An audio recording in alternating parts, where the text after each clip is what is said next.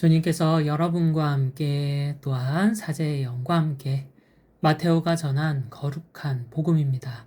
주님 영광 받으소서.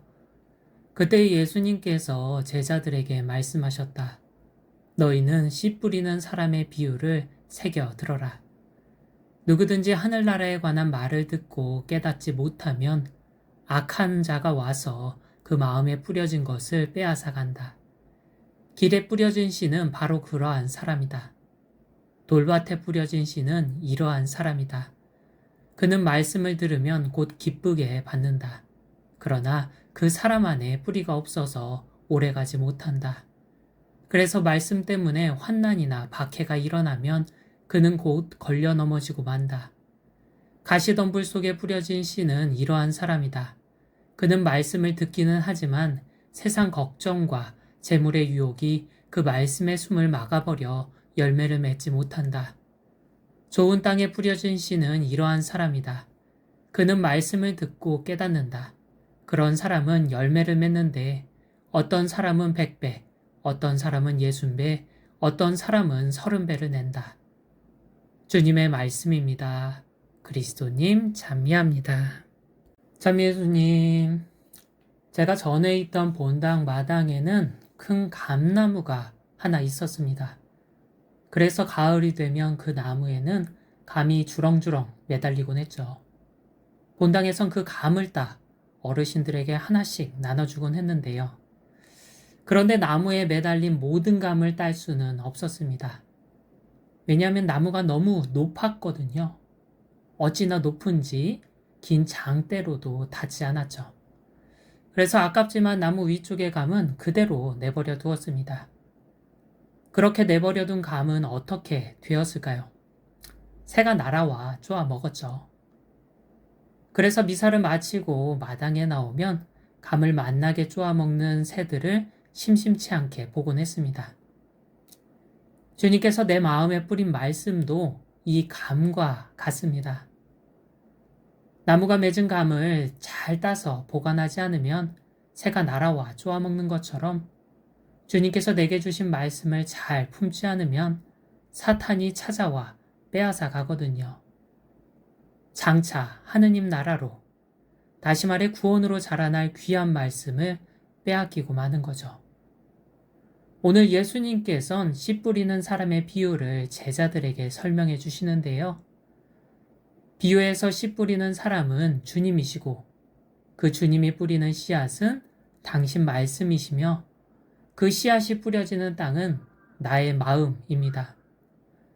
주님께서는 당신 말씀을 내 마음에 뿌리시는데요. 왜 뿌리실까요?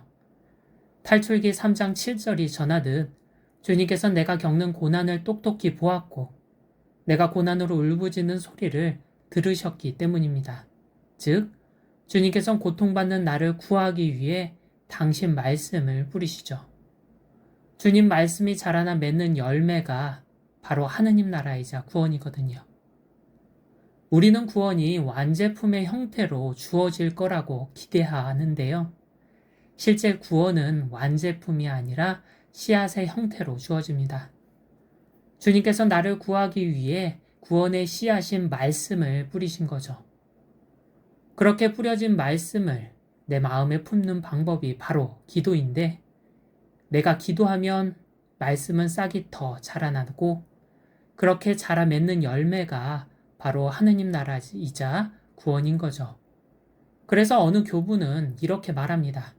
기도는 인간이 할 수 있는 가장 위대한 일이라고.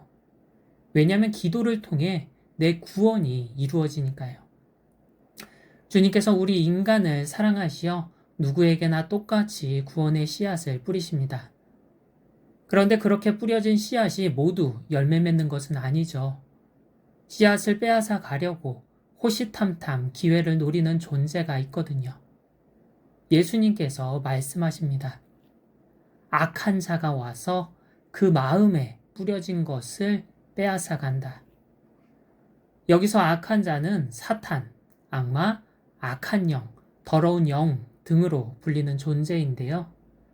악한 영은 내게 뿌려진 구원의 씨앗을 빼앗아가기 위해 호시탐탐 기회를 노립니다. 왜? 빼앗아 가려고 할까요? 질투하기 때문이죠. 사촌이 땅을 사면 배가 아프다는 속담이 있는 것처럼 악한 영도 그러하거든요. 사탄은 자신에게 주어졌던 구원의 씨앗을 영원히 잃어버렸습니다. 그런데 그들이 잃어버린 구원의 씨앗이 내게 뿌려졌죠. 사탄의 마음이 어떨까요? 배가 아프죠. 자신은 더 이상 누릴 수 없으니까요.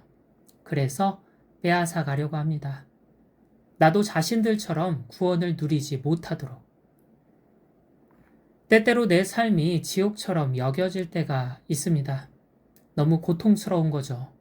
그때 우리는 사는 게 지옥이다 또는 죽지 못해서 산다를 입버릇처럼 말합니다. 물론 그때 우리는 눈물로 주님께 기도드립니다. 내가 겪고 있는 이 지옥에서 나를 구해달라고. 그런데 그 기도에 별다른 응답을 받지 못할 때가 있죠. 도대체 왜 그럴까요? 주님께서 내가 겪는 고난을 보지 못하시고 고난으로 울부짖는 소리를 듣지 못하신 걸까요? 아니요. 분명 보고 들으셨습니다. 그래서 고통 속에 있는 나를 구하기 위해 구원을 이미 주셨죠. 그런데 그 구원을 완제품이 아닌 씨앗의 형태로 주셨습니다. 내가 기도하기만 하면 하느님 나라로 자라날 말씀이란 씨앗입니다. 그런데 우리는 말씀이 자라 하느님 나라가 된다는 사실을 알지 못합니다. 알지 못하니 좀처럼 기도하지 않죠. 알았더라면 기도하지 않을 수가 없으니까요. 그렇게 내가 기도하지 않으면 사탄은 어김없이 내게 찾아옵니다. 그리고 내게 주어진 말씀을, 다시 말해 하느님 나라를 빼앗아 가죠. 그런데 말씀을 빼앗아 가는데 그치지 않고 다른 것을 내 마음에 뿌립니다.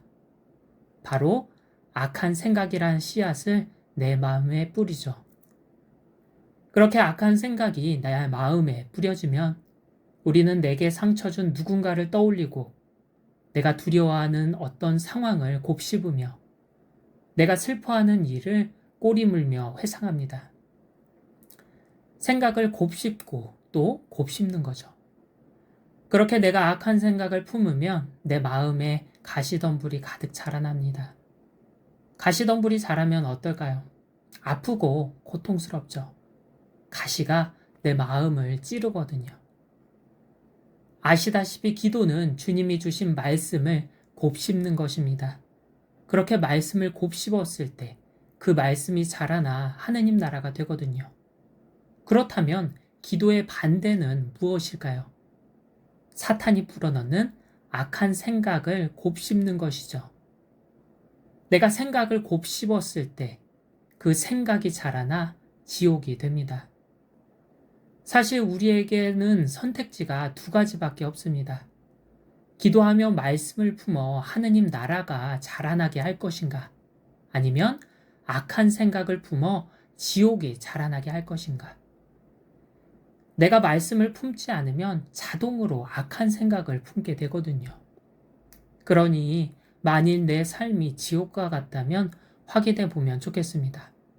기도하며 말씀을 품어 하느님 나라가 자라나고 있는지, 혹시 기도의 소울에 악한 생각을 품어 지옥이 자라나고 있지는 않은지. 내가 말씀을 품지 않으면 사탄은 그 말씀을 빼앗아 갑니다. 그러니 늘 깨어 기도하며 말씀을 품으면 좋겠습니다. 주님께서 나를 구하기 위해 이미 말씀이란 구원의 씨앗을 주셨습니다. 내가 그토록 바라는 구원이란 열매를 맺기 위해 늘 깨어 기도하면 좋겠습니다. 주님께서 내게 말씀하십니다.